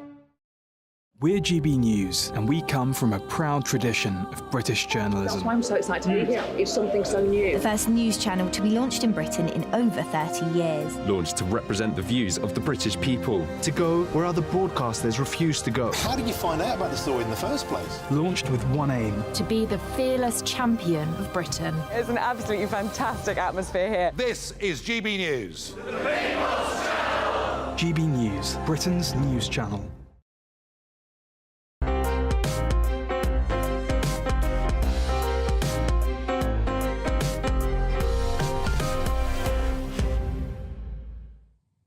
Welcome back. The private collection of the late celebrated Italian interior designer, collector, art dealer and curator, Count Manfredi della Gherardesca, is due to go on sale next Wednesday, 24th of April, in Berkshire, organised by the Druats Auction House. The Count was seen as one of the most colourful, culturally erudite and well-loved figures in the international art and design scene. The culmination of over 3 years of planning, the forthcoming sale explores Manfredi's many diversions, spanning modern and contemporary art, design and photography, to old master paintings, English and European furniture and sculpture, as well as the many exceptional decorative objects that he used to balance and curate an eclectic harmony. Joining me now to discuss this remarkable collection is the late Count's ex-wife, Princess Maria Theodora zu Löwenstein-Wertheim-Freudenberg, also known as Dora Löwenstein. Princess, welcome very much to GB News. Tell me, how did the Count amass this extraordinary collection? How did he develop his love for the arts? Well, he was brought up in and born in Florence, and obviously surrounded by very beautiful things. And from a very early age, he was drawn to the arts and all the museums and beautiful things in Florence.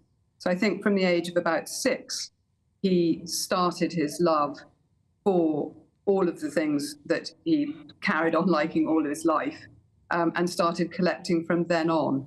And so really his life was a journey through the arts. And as he grew older, I think his taste developed as he went. Yes, because the extraordinary thing is that one understands that growing up in Florence, he would have this love for Renaissance and indeed for classical art. But he then turned very much to contemporary pieces as well. Where would he find his pieces? Where would he find the inspiration to buy his pieces? Gosh, well, he found the pieces absolutely everywhere, whether it be a small antique shop in Gloucestershire, in Tetbury, or in a flea market in Paris, or the south of France, or in India. I mean, literally everywhere. He was an avid collector and spotted things. And I think governed, his taste was exceptional and his knowledge of art exceptional, but he also liked things that amused him and others. In the collection that's being sold, what would you point to as being of enormous personal importance to the Count? I think one of the key items are a pair of Capricorns, which he happened upon probably about 12 years ago, 15 years ago, and they were fashioned after the Capricorns that sit on the gates of the Boboli Gardens in Florence. And he lived on that side of Florence near the Church of Santo Spirito, and so would have seen those Capricorns as a child. And then these came up with a dealer, and he, I think, really believed that they were Innocenzo Spinazzi's. He made some more because the Grand Duke of Tuscany at the time wanted to revamp the gardens in the 18th century. So I think those are a key item. There's also a wonderful tower which Christopher Gibbs, the famous antique dealer, had, which is fashioned after the Qutb Minar which was made for the first Sultan of Delhi. How extraordinary. There was a link between his family and Dante's Inferno, wasn't there?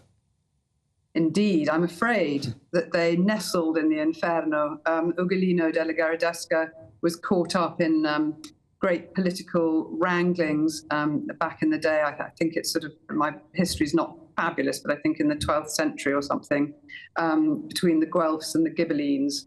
And he was imprisoned after a long battle in the Tower of Pisa and was famously purported to have eaten his grandchildren. I don't think he did, but there are some famous statues by Carpo and others that depict that rather famous moment in the Inferno. I think he was also mentioned by Chaucer in the Canterbury Tales, who defended him and said that he did not eat his grandchildren. So.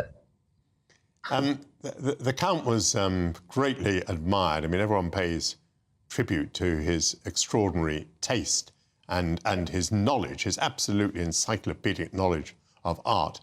But lots of people also enjoyed his company and they had a lot of fun with him.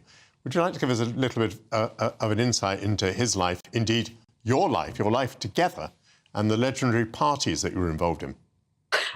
Indeed. Well, we both enjoyed, and I still do, sadly him not, but people very, very much. And he was endlessly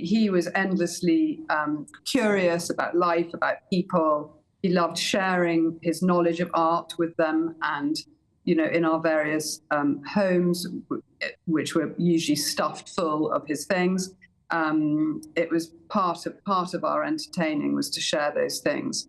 But he was enormous fun, quite a flamboyant sense of dress, which also made everyone laugh a lot. And so I had an event management business myself back then, so parties were quite a feature, whether they be fundraising or just for fun. May I ask you, how do you feel about the sale? Is it a difficult moment for you? It's a moment when people are going to be celebrating his memory and paying tribute to his taste and appreciating his collection. But I guess there must be a moment of nostalgia and sadness about it too. Oh, indeed. I think both my children and I would feel that it's a wonderful way to celebrate his, well, as you said, wonderful taste and all of those things. But it's also, I think it's very sad in selling that you're sort of dismantling something that someone's put together, and in essence, I suppose, you know, it signifies an end of something, which is very sad. He was a larger-than-life person, and I think his items sort of bear testament to that. So it's very sad to see them go, but it has been a cathartic process for us all, I think, and possibly a good one. I don't know. We'll see. It's difficult. That's bravely said. And the auction is next week in Berkshire. It's being organised by Druats, and people can participate, I think, online as well, as is normal in these events. Thank you very much indeed, Princess Dora Löwenstein. Thank you. Tomorrow evening marks the start of the Jewish holiday of Passover, which is centred around the story of the Jews' freedom from slavery in Egypt. Following the murders and the seizure of hostages in Hamas in Israel in October, this will be a particularly poignant festival for many Jewish families. I'll be joined by the food editor of the Jewish Chronicle, Victoria Preva, and Rabbi Mendy Kura, who will share with us some Passover traditions and delicious delicacies. Stay with us for that, please. Good morning, welcome to your latest GB News weather from the Met Office. So it's another dry start for many of us this morning with plenty of sunshine around. However, cloudier conditions out towards Scotland due to this weak weather front that's going to be sinking its way southwards through the rest of today. High pressure is still in charge though, so that will be bringing us those sunnier skies, particularly across much of England, Wales and Northern Ireland through today, probably seeing the best of the sunshine. Maybe the odd one or two showers just skirting along the southeast coast of England, but it's across eastern parts of Scotland and into Northern England that we'll see the cloudier skies today, with outbreaks of rain slowly pushing their way southwards through the day. Feeling warm in that sunshine, highs of 14 or 15 degrees in the south, perhaps 16 across Northern Ireland, but definitely feeling chillier under all that cloud and rain. Through the rest of Sunday, that cloud continues to sink its way southwards across much of the UK overnight and into the early hours of Monday morning. Southern and eastern parts of England perhaps holding on to some of those clearest skies for the longest time into the early hours of the morning. So turning quite chilly here. We could see some frost with temperatures in the low single figures, but generally staying not quite as cold elsewhere. Temperatures in the high single figures quite widely. So it's a cloudy and damp start for many of us on Monday. Outbreaks of rain continue to spread their way southwards as we go through the day on Monday. Not turning particularly heavy, but definitely a greyer and more cloudy day than we've seen over the weekend. Perhaps some hazy sunshine across the very far southeast, but it's parts of Scotland that will see the best of the sunshine through the afternoon, and a bit of a chillier day as well, with highs of 14 or 15 degrees in the north.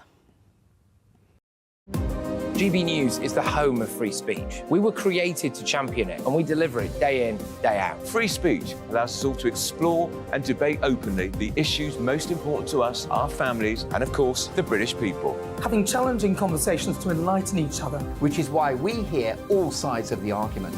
We are the People's Channel. We will always stand by the freedom to express yourself. On TV, radio and online. This is GB News, Britain's news channel.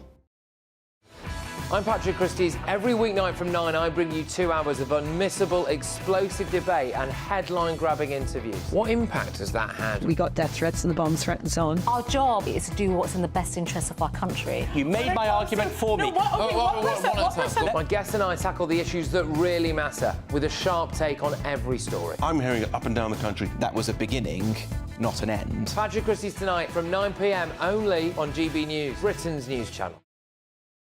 I think the most exciting bit for me is talking to people. People who I think are ignored often by the major news channels. We're going to give news they want to hear. There's a voice there that needs to be heard. I think there's a chance here for a diversity of opinion to be expressed, which you don't find elsewhere. It's really exciting. We don't hold back. We're free to say how decisions that are taken here affect us all around the country. Only on GB News, the People's Channel, Britain's news channel.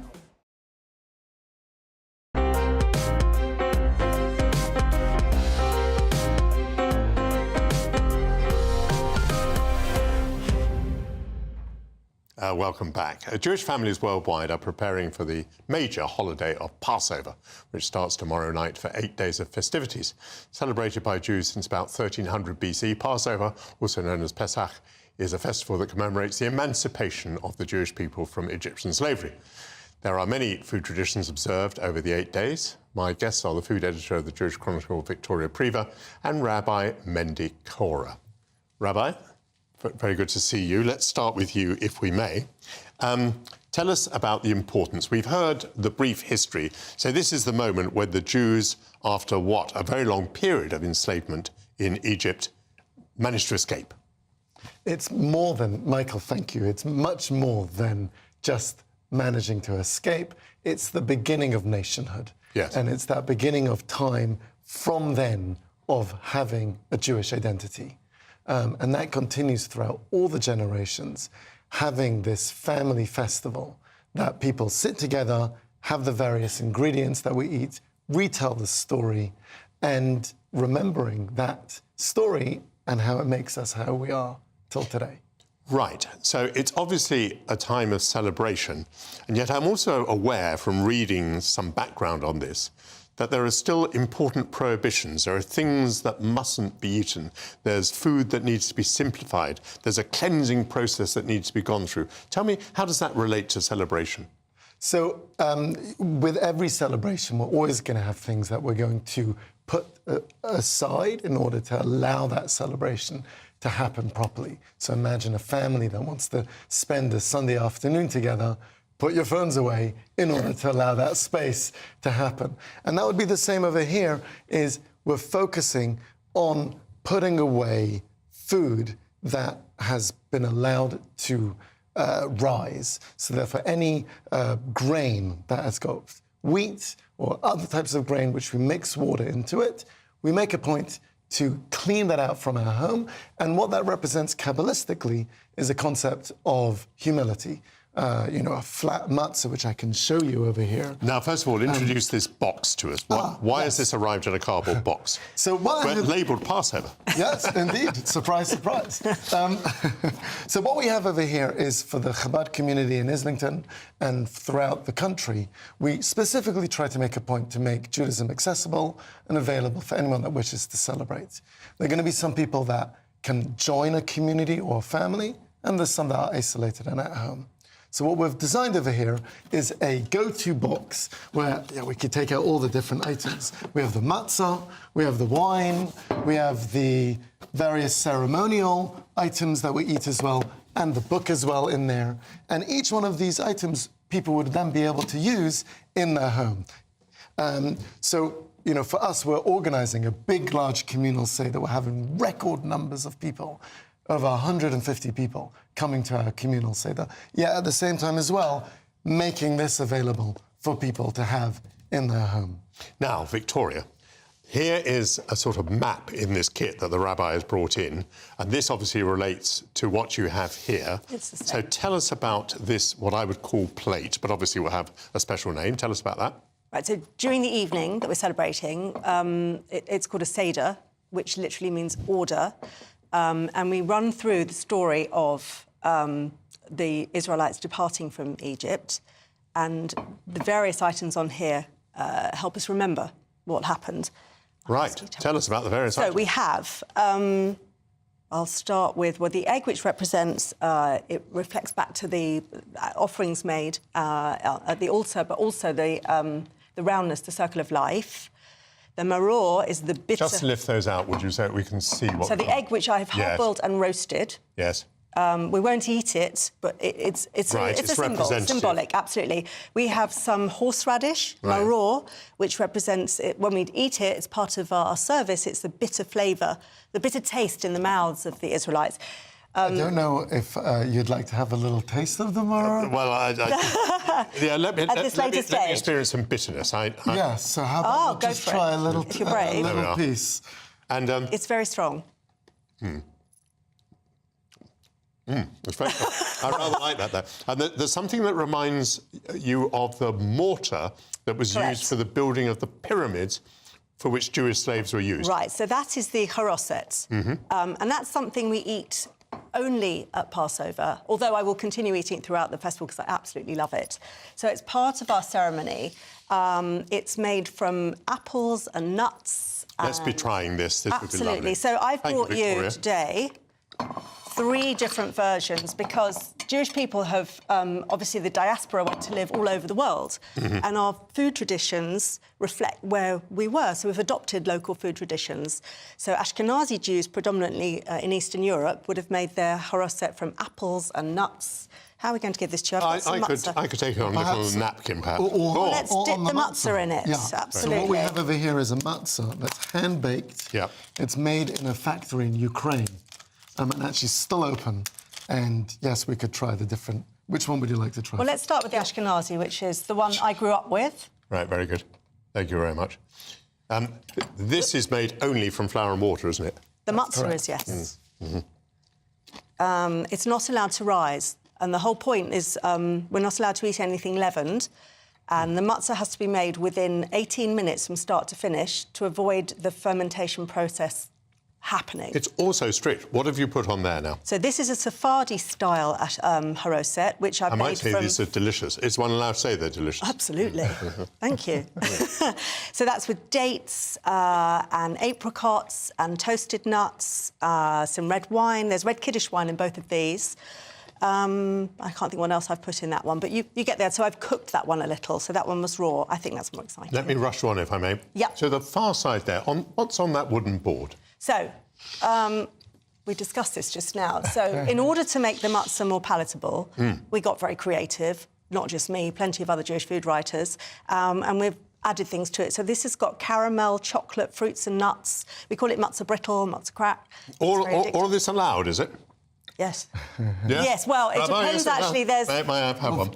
So this one's decorated with what, chocolate, you said? Yes. So this is the recipe. I've got 2 recipes, my own and the recipe of a lovely baker. He's got a bakery in Bushy. He makes it every year. Isn't it fabulous?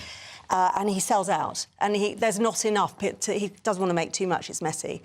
And it takes a lot of work. So he gave us his recipe this year, and it's been super popular on our website. So I thought I would try his. And I make one with just nuts and sea salt and chocolate.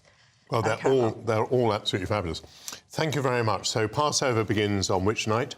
Tomorrow night. Tomorrow night, and a very important celebration for all of you. Thank you so much for coming in just before your Passover to tell us all about it.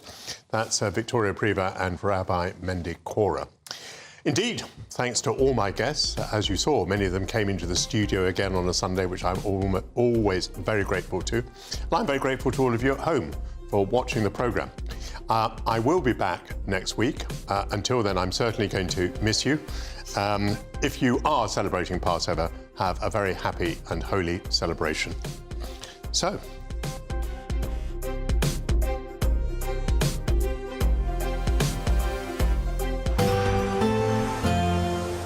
Looks like things are heating up. Boxt boilers, sponsors of weather on GB News. Good morning, welcome to your latest GB News weather from the Met Office. So it's another dry start for many of us this morning with plenty of sunshine around. However, cloudier conditions out towards Scotland due to this weak weather front that's going to be sinking its way southwards through the rest of today. High pressure is still in charge though, so that will be bringing us those sunnier skies, particularly